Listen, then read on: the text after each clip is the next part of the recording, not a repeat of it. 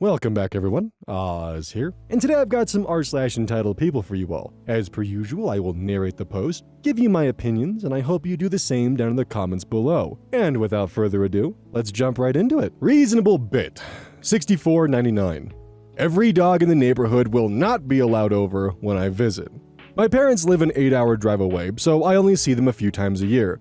My mom forgot to tell me she has 2 conferences near me during August. I already had plans to pet sit and a friend stayed with her dog while mom came for the first visit. No biggie, we have plenty of space because she would rather stay with us than the hotel work pays for. We had a total of 4 humans, 4 large breed dogs, and 3 cats in my house during the visit. Everyone just left yesterday and today. Dad plans to come during her second conference later this month. Dad had a serious talk with me about how it was rude for me to invite all of these people and dogs over when I have mom as company. He had the audacity to say, "You will not be inviting every dog and person in the neighborhood over when I stay there." 1. This is my house, and I am an adult. 2. I can invite whomever I please to my house. 3. You invited yourself over with little notice, which I don't care about, but it means I may already have plans. 4. This was planned before I was informed mom would be coming. 5. Mom has stayed with me when I've been sitting for dogs before. 6. Dad, you don't get to dictate who and what is in my home. 7. The best friend is totally going to show up with her dog for a cocktail one night. My dad loves her dog and moderately likes my human friend. I find it hilarious that my dad feels so entitled at my home. Also, a few girlfriends in the neighborhood showed up this past Friday with no notice for cocktails. Guess what? Mom freaking loved it because dad hates company. It was spontaneous and fun. Also, edit to add, dad wasn't there this past week for the chaos. He was making it clear he wouldn't tolerate this when he visits. Also, I'm not annoyed at him, I just think it's ridiculous and wanted to share it with the good people of Reddit. Edit to add too. I didn't share the list with him because he wasn't even here when we had the full house of people, and it genuinely doesn't affect him. I'm not looking for any solutions or anything, I just think it's super funny that he thinks he's in control at someone else's home. Edit to add 3. 1 dog and 3 cats are mine. I was pet sitting 2 dogs, my friend came with her dog. I'm kinda curious what the line of logic would be if he did show up and there were people at the house. Like, what is he gonna do? If these people don't leave, then I'm gonna leave. Okay, do it then. Is he gonna try to ground you in your own home? Like, you're not a child anymore, he can't really tell you what to do, and it's also your house, your rules. Your mom sounds cool though. That's pretty cool at least. I kind of feel bad for her because it sounds like that she's kind of trapped in a relationship where she can't have fun and, you know, your father is kind of a stoic bastard. No offense intended there, but I mean, that's how he comes off. Honestly, as awkward as it might be, it sounds like you should invite your mother over more often so she can actually get out of the house from her husband and, you know, enjoy living a little bit. Give me Yuna. Do you mind? We're talking here. To begin with, even though this is about a couple of entitled people, it does have some revenge in it. I don't know what level of revenge it would qualify as though, petty, regular, or pro, I don't know. So here we are in the entitled people thread. So here we go. This was during the years of 1995 and 2000 in the UK. Practically every school would have girls that just don't shut up. They just talk and talk about one thing to another, almost without pause. Talk on music bands, beauty products, TV shows like Emmerdale, That Gorgeous Bad Boy, and many, many more. In one of our English lessons, there were 2 of these girls sitting together at the back of the class. When the teacher entered the room and started talking, it was constantly interrupted by the 2 girls talking loud enough for everyone to hear. After a few minutes of trying to start the lesson, this happened. Teacher: "Excuse me, girl 1 and girl 2, can you be quiet back there, please?" Girl 1: "Do you mind? We're talking here." Teacher: "Well, you know, you're talking loud enough for everyone to hear." Girl 2: "So what? We're having an important talk here." Teacher: "Oh, important is it? Is it more important than learning English?" "Yeah." "Oh, I'm sorry about that. Well then, seeing as it's more important than my lesson, how about you 2 come up to the front and teach the class about this important topic of yours?" The 2 girls looked at each other. Girl 1: Yeah, no thanks." They both then immediately start talking to each other again. Teacher: "Okay, class, how about you sit around the girls for a closer listen? If you hear anything of interest, speak up and ask them questions about it." All of a sudden, the girls shut up. The teacher then started the lesson. Every now and then, as if the girls are suffering from withdrawal from talking to each other, they would start talking to each other again, only for the teacher to stop the lesson and get the class to listen in on them. It took almost a dozen lessons with that teacher for the girls to understand that they can't disrupt the lesson with their talking about irrelevant stuff without the teacher making things awkward for them. So this is tangentially related, but in my head, it's completely related. I have this problem where sometimes my brain will just check out and I'll just like daydream and just like completely be gone in class for like several moments at a time. And one time in 7th grade, I like checked out for an amount of time that I have no idea how long it was. The teacher was teaching a lesson, I checked out. When I checked back in, like half the students were across the wall. Oh, we were learning about suffixes, prefixes, and just like the middle tenses, the roots of a word. That's what we were learning about. But anyways, I had like checked back in, and the amount of like dread that I had felt in my body in that moment of realizing like what the hell is going on and having to sit there and piece together what we were doing as like the teacher was calling names and feeling the dread and anxiety of like, my name's about to be called. I don't know what's going on. I gotta get the context cues for what I have to do. Thankfully, I was able to walk through and get it right, but then someone asked me in class, hey, why were you just like staring at me for like 10 minutes straight? And yeah, that was great. That was a great feeling to have in my stomach. This also happened again to me. I was at a McDonald's. It was like in the first year of my YouTube. I stopped there. I was tired as hell. I got myself a McFlurry and a burger. I sat in the restaurant. I never do this. I usually go through the drive-thru. And apparently, I checked out while eating the McFlurry and was just staring at this poor girl for like, who knows how long while eating ice cream. It was so uncomfortable and awkward when I realized that just from exhaustion, I had checked out.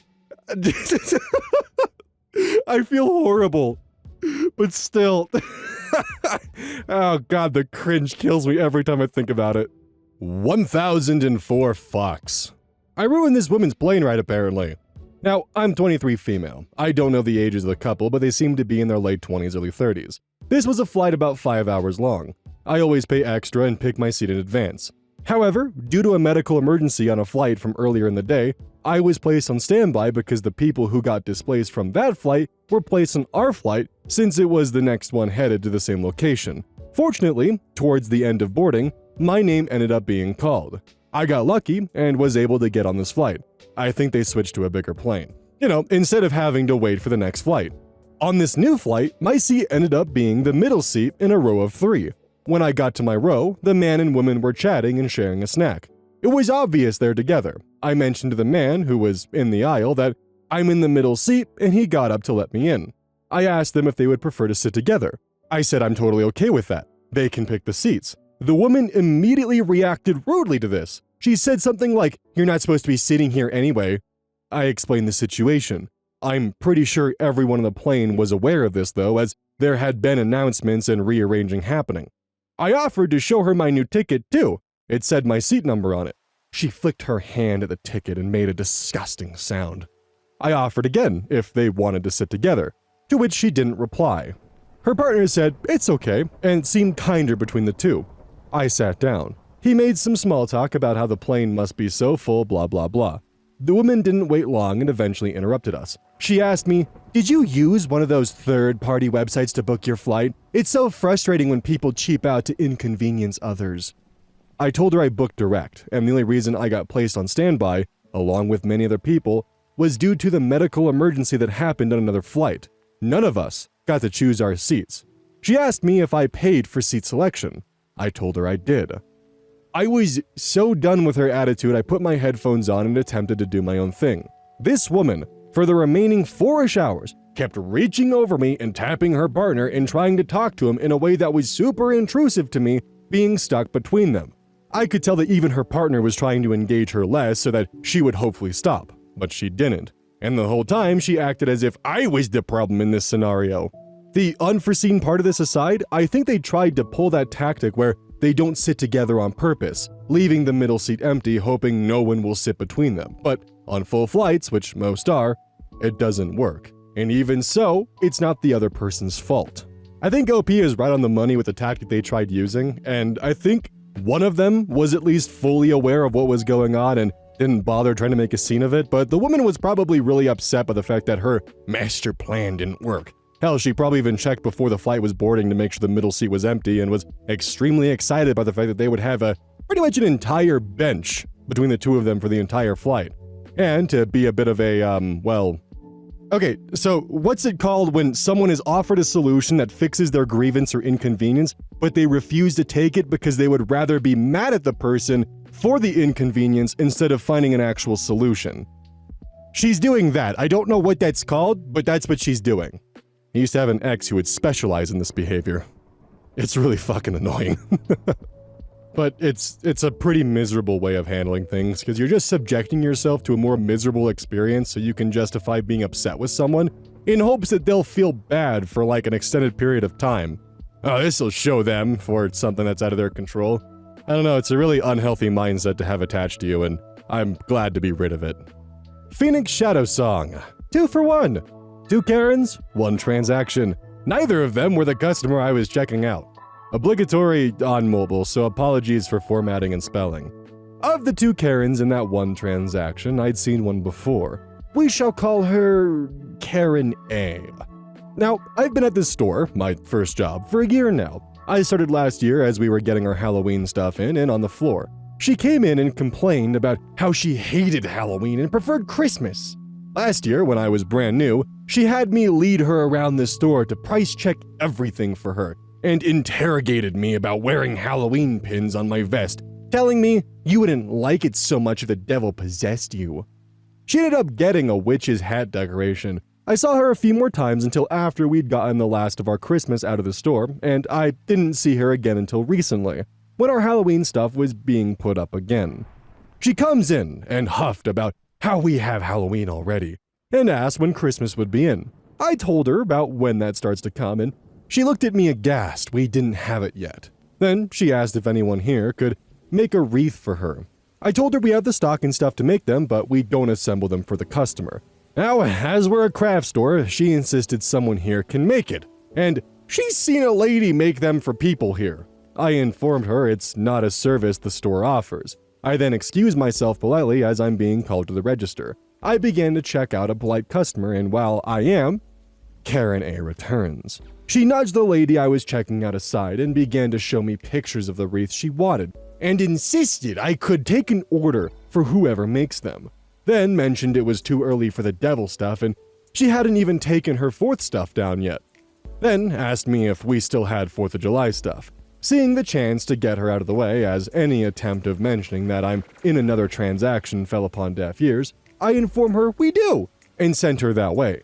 I resume checking out the nice customer when Karen B appears, not even 3 minutes later. She dropped a bag on top of the nice lady's stuff and loudly said, "I have a return!" And she launched into her complaint.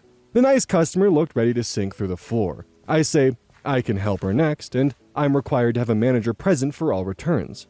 She looked very annoyed, but did step back to wait. I radio a manager and finally finished the nice lady's transaction. Once a manager got up there, I let said manager handle the return and wondered where all the audacity was coming from that day. This is just a small snippet from my year of retail. I have more stories I may share soon. I've got some serious questions about why she had you price check every item. That's a little odd, and I'm trying not to assume malice behind it, but I can only assume that there was a little bit of malice attached to that. Plus the oddities surrounding like the dislike of Halloween and the approval of Christmas and asking you to make a wreath in what I can only assume was probably August? I don't know. And as the lady asking for returns, I mean, I don't know what barn she's been living in, but normally there's a counter that's specific for returns, or plus her just going in front of another customer who is actively checking out. I don't know. Like, I'm struggling to figure out how you could just go in front of someone at a store and just drop your stuff and demand a return when, I mean, that's just not how that's ever worked in like a civilized society. And then just on top of that, the odd behavior involving the Halloween decorations. Like, I do understand that various faiths do see Halloween as being an event of devil worship, but like, dude, I just like being spooky, alright? Throw RA Lantern. Friend insists her job is harder than everyone else's and feels entitled to my time when she is on break. Let me preface things by saying I have nothing against teachers. Her stresses are valid. They work incredibly hard and deserve far more pay and respect. I'm focusing on my friend's attitude and outlook. My friend has been working as a teacher for 3 years. She seems to believe people don't work as hard as she does, including me, and that our non-teaching jobs are way easier. I'm a lawyer. I get it. Teachers have it tough, and she needs to rant. There's no HR, her coworkers are 10-year-old prissy private school brats, plus they're demanding parents, the pay sucks, etc. But surely, she can air those grievances out without bitter comparison, or making jabs or insults at others because it's so hard to sit through. You corporate workers do nothing all day. You go on extended lunch breaks, drinking and socializing, but I actually have to do real work. The kids finish at 3 p.m., but I have to keep working. Just like every other adult. I have to be up extra early before class preparing worksheets and class plans. You guys don't need to do prep. You just clock on at 9 a.m. You don't know what it's like dealing with parents. You have it so easy because everyone acts professional. I get told off for wearing jeans. Ugh, my job is so strict. My work actually helps the community. You corporate workers just want to make money for yourselves. Then, during school holidays, she'll procrastinate her marking and assume everyone else is also on school holidays. She'll reach out like, hey, let's go to the beach tomorrow. Wait, why not? Girl, I have work. And she'll say, oh, okay, all good. How about shopping or a road trip this Friday? And she's clearly not listening to me because later in the week she'll ask again to hang out. Every school holiday. I'm constantly reminding her of work or that I need earlier notice to get my minimal leave approved. Then she'll get bothered and not understand why I can't just take a day off for her. A few times she even complained that all her friends are too busy these days. Yes, because we're not at school anymore. I try to support her, make time for her, and I see where she's coming from with her stresses, I really do. It's just the way she complains and seems out of touch with the broader world. I'll occasionally mention my struggles as a lawyer, and she'll insist her job is way harder. Edit. Okay, I think it's pretty clear my friend is insufferable and needs to touch grass. In hindsight, maybe she would have benefited from an office job or other life experience before she went back to school. I honestly don't have too much to add to this because it was kind of already covered in the post and in the edit. It's just kind of frustrating that you have your own job and, what you are going through is being diminished by someone who's trying to complain about how hard they have it. There's no empathy or connection there. It's just, I have it harder than you, followed by them having excessive amounts of time off, and yeah, that's frustrating as hell. And yeah, they have a difficult job, just don't diminish what other people do. Kinda reminds me of the time there was a very popular streamer, I'm not going to say names who, but they went on a massive complaining rant where their job of streaming for 8 hours a day was harder than any kind of physical labor job. See, now for me, when I stream, I have a hard time not streaming for more than 12 hours. Only reason I cut it off at 12 hours is because that's when the YouTube VOD begins deleting part of the content for it. So I have to stop at 12 hours. Otherwise, I would just keep going. And if I could stream every day for 12 hours and just have a good time and not have to stress about things, I would take that in a heartbeat. Are you kidding? That is such an easy gig. And just seeing someone complain about it, it's just like, dude, you live in like a multi-million-dollar house. You drive almost a $300,000 car and you're complaining about how difficult you have it? Come on, man. Come on. Rasatubin. Just a bit of a rant about a friend that likes to get people to buy stuff for them. This is a rant. It is long by nature. For too long didn't read, I'll refer you to the headline. Thanks. I, 43 female, have a very good friend, also 43 female, and we've known each other for almost 20 years. I even want to call her my best friend on occasion, but she has this one characteristic that rears its ugly head from time to time that really makes me unable to. The thing is, though, that aside from that one bad habit of hers, she's a wonderful friend. I have countless hours of fun with her, and she also helps me anytime I need it. I help her too, of course. Just, a really great friendship. She also has 3 kids, one already grown up, female, and 2 younger ones, 13 male and 11 female. I am child-free and have always made it very clear that I don't like children. I have never harmed or even been unfriendly to a child, but I do try to steer clear of them. The characteristic? She is very good at and likes to get people to finance stuff for her and her loved ones. She only ever asked me for money outright once and paid that back within a month. So she isn't just out to get money, but her even resurfacing hinting of wanting to have this or that, or getting me in a situation that makes me buy stuff for her through basically social manipulation, really gives our friendship a bad aftertaste. She has done it since I've known her, and at least I suspect she is very much aware of what she's doing, since she's very good at keeping the balance of not overdoing it. She's done it regardless of me earning more or less than her. We've both had our ups and downs in life, just like most people. Over the years, I've gotten better at deflecting some of her advances, but I hate that I have to do it, and do it constantly. And when I do, or don't manage to, it often ruins my good mood. Here are some memorable examples. Back in the day when calling someone on the phone was actually expensive, no free minutes, etc., she used to call, let it ring once, and hung up, so I would call her back. Missed call on the phone. We would talk for 2 hours at a time on my dime, just because she wanted to chat.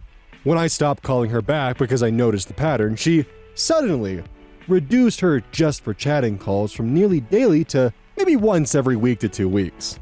She invited me to her husband's birthday once and told me what gift I should bring, which at first I thought was cool since I didn't really know him that well because while we were always on friendly terms, we just weren't close or anything.